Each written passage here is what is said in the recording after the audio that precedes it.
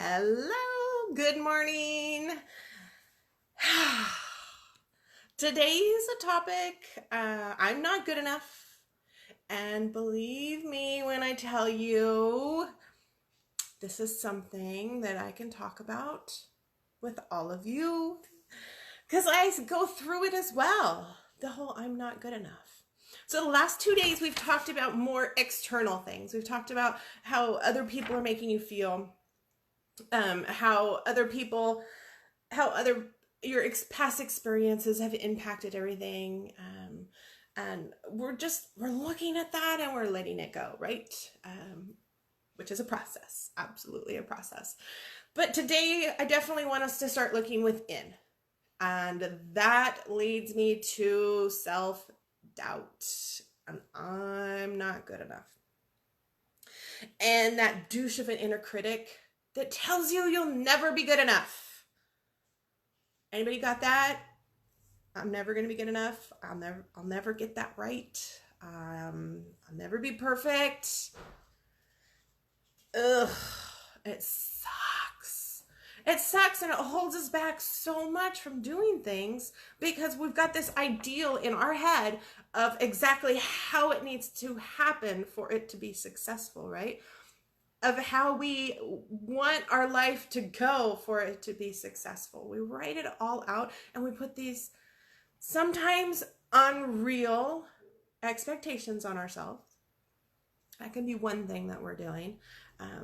It's hard to run a giant business when you're just getting started. If you don't have the funding, that's not going to be possible, right? That's just something silly. It's going to be really difficult to go on a trip around the world if you don't have the money for it, or know people, or get started. Now I know some of my friends would be like, no, it's not, you just go. But that's my self-doubt. My self-doubt is I would be worried about getting across the country even and going, holy crap, I'm stuck here. That'd be my self-doubt, that I couldn't get out of it. I couldn't figure out how to make the next steps. So first, let's recognize a few things about the self-doubt and your inner critic telling you that you can and can't do things. Well, inner critic is usually just telling you can't do things, right?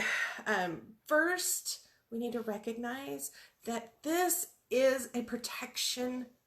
Our brain wants to protect us.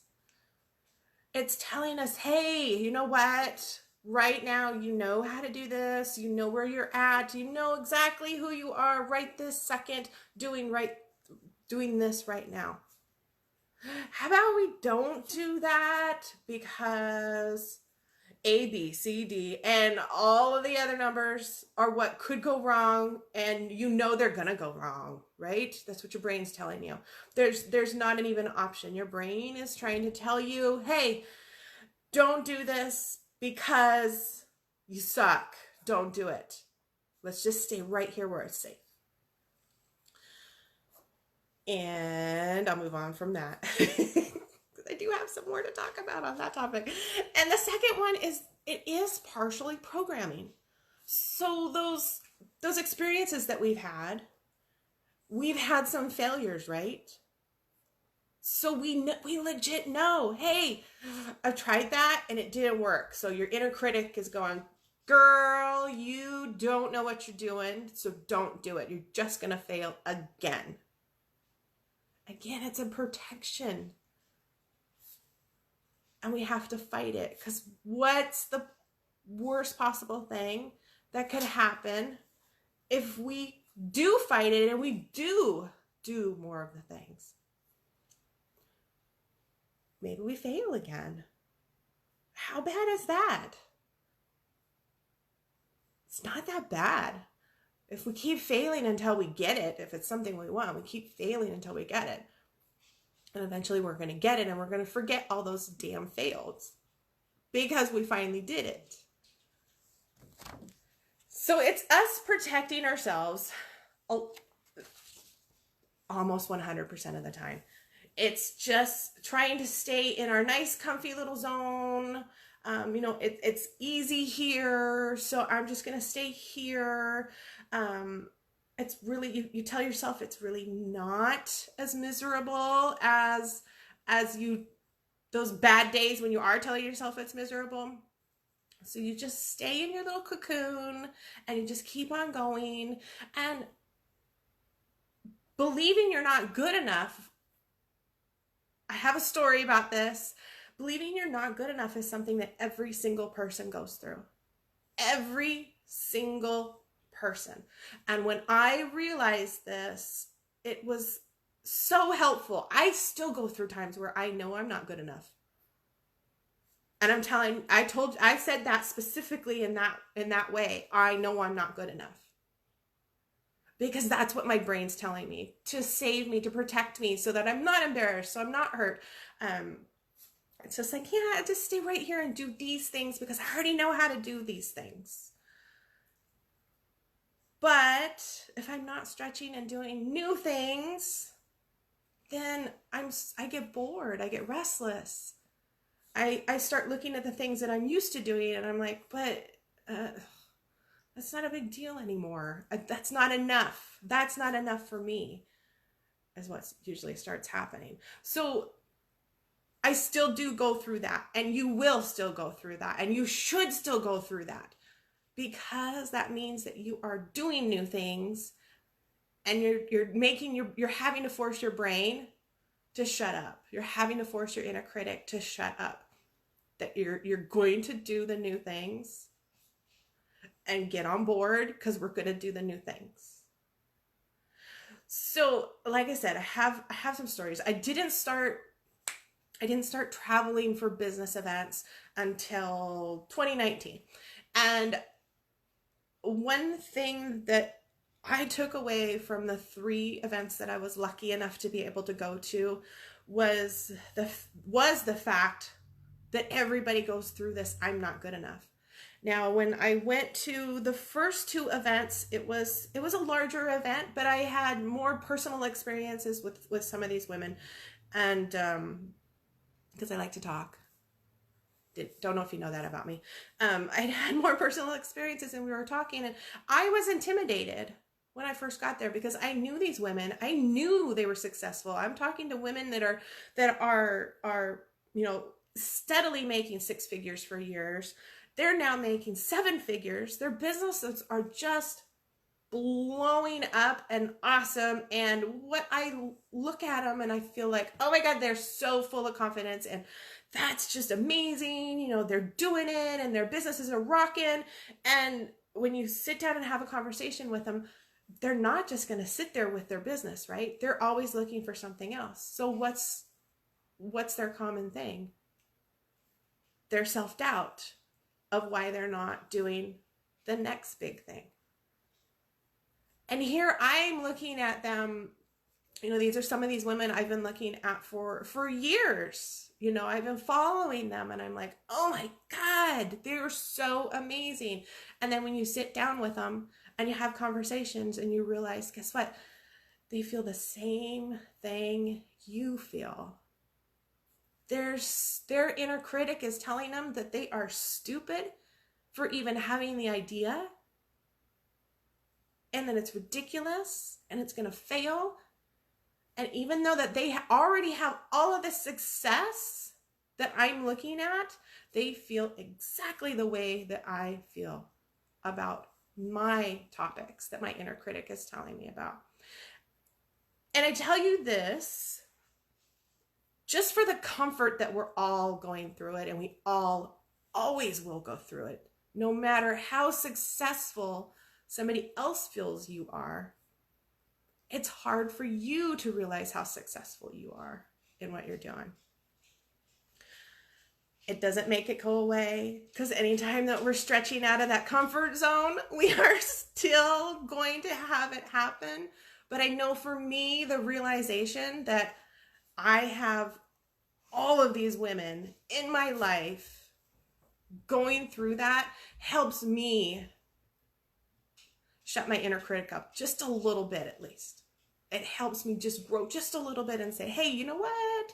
If so-and-so is doing it and I know that she feels the same way, then I can go ahead and do this too. And it's going to be scary. And that leads me to what I would love for you to do when that inner critic is popping out. Heck, just my inner critic was popping out when I'm doing this Facebook Live series this week. And I'm on camera all the time, and I was just posting to my group about it and how my inner critic is telling me, hey, nobody wants to hear from you. Why don't you just shut up? You're going to embarrass yourself. Why are you on here talking? No, that's my inner critic, and I'm on camera all the time talking to people and coaching people, and my inner critic is still telling me all of that. I told my inner critic to shut up, but it'll probably pop out tomorrow morning before I come on here again. It's going to pop out again, and I'm going to have to tell it to shut up again. But one of the things that really helps me a lot with the inner critic is my group. So if you are working on growth, working on changing some of your mindset, I encourage you to have people in your life that you're being honest with about it, that you're telling them, hey, I'm going to do this and I'm scared out of my damn mind. Can you please help me, hold me accountable, ask me questions about it? You have to be honest with them. So finding those people in your life that you can be honest with. And the amazing thing is that, yes, we're stuck at home, so it's harder to do a lot more reaching out. But the great thing is we have all of this technology. And I know for me, I grab a hold of all of my friends across the country, and I'm like, okay, I don't want it today. And they help me through those things that I know I want to do. I don't want to take this too much longer, but I have a ton of self-doubt. I'm an author in a book that's coming out, and I do talk about my self-doubt in it. Do you know how much my self-doubt is popping out right now about who am I to be an author? Who am I to think that somebody wants to read my story? So I just want to share. Self-doubt is in all of us, every single one of us. So hopefully you take a little bit of comfort in that. And in the fact that we're always going to have to battle it. And the more we're battling it means that the more we are stepping out of our comfort zone, which is such a good thing. It means that you are leaning into doing what you're supposed to, which is what we're going to talk a lot more about starting September 30th, when we are reaching out and grabbing 2 of your personality traits that I'm going to 100% help you find that make you, you. And then we're going to figure out how you can use them for good in your life. It's not going to necessarily be something huge, but it's going to be something that you are going to take that personality trait that you are embracing, and we're going to figure out something that makes you feel good about yourself and using that personality trait. And we have a reason for that, because once you put the connection of your personality trait with actually doing something with it, your confidence is going to be amazing, and you won't be able to go back. Then all of a sudden, when people are those naysayers in your life about that and asking you to change and telling you should change, you're going to be like, no, I don't need to change for you. I've got this. So I hope that you'll join me on the workshop September 30th. It's the Damn It, I Like This About Myself workshop. And I will see you tomorrow morning for the last live of the series. Thanks for being here, girls. Bye.